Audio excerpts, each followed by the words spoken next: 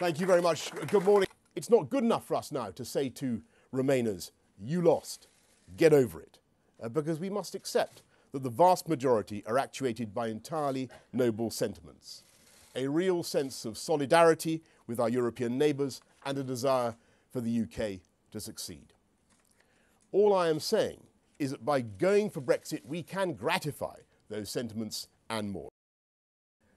More people voted for Brexit than have ever voted for anything in the history of this country.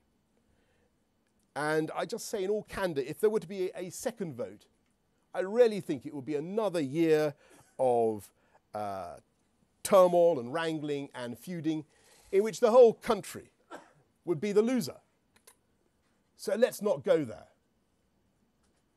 Let's instead unite about what we all believe in. An outward-looking, liberal, global future for a confident United Kingdom. Because so much of this is about confidence and self-belief. We love to run ourselves down. In fact, we're Olympic gold medal winners in the national sport, in the sport of national self-deprecation. And in the current bout of Brexcosis, we are missing the truth that it is our collective job to ensure that when the history books come to be written, Brexit will be seen as just the latest way in which the British bucked the trend, took the initiative, and did something that responds to the real needs and opportunities that we face in the world today. It's not about shutting ourselves off. It's about going global.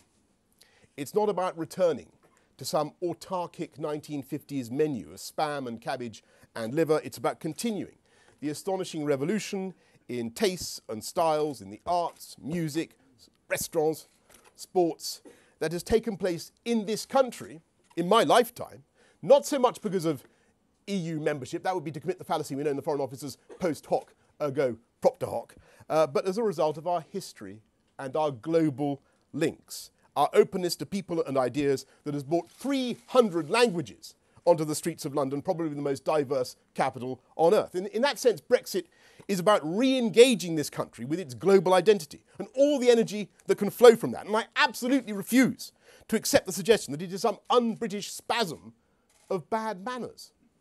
It's not some great V sign from the cliffs of Dover.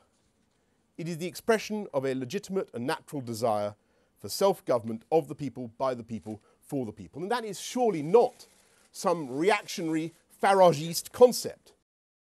If we get the right deal on aviation and visa-free travel, both of which are in our mutual interest, this expansion of UK tourism will continue, not just beyond the EU, but within the EU itself. We will continue to go on cheapo flights to stag parties in ancient cities, where we will receive, I'm sure, a warm welcome, and meet interesting people, fall in love, struggle amiably to learn the other European languages whose knowledge of which, by the way, has suffered a paradoxical decline during our membership of the EU. And there's no sensible reason why we should not continue to be able to retire to Spain or indeed anywhere else, as we did indeed long before Spain joined what was then called the Common Market.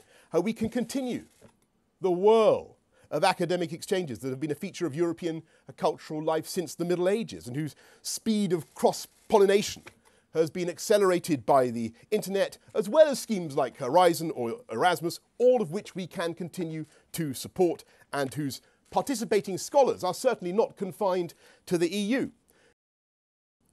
Our commitment to the defence of Europe is unconditional and immovable. It is made real by the 800 British troops from the 5th Battalion, the Rifles, I saw recently at Tapa in Estonia, who have since been relieved by the 1st Battalion, the Royal Welsh. Already this country is the single biggest spender in the EU, both on aid and defence. Although we represent only 13% of the EU's population, we contribute 20% of defence spending, and the RAF's giant C-17 transport aircraft represent 100% of the heavy lift capacity of the whole of Europe, as well as 25% of the overseas aid budget. It makes sense for us to continue to be intimately involved in European foreign and security policy. It would be illogical not to discuss such matters as sanctions together, bearing in mind that the UK expertise provides more than half of all EU sanctions listings.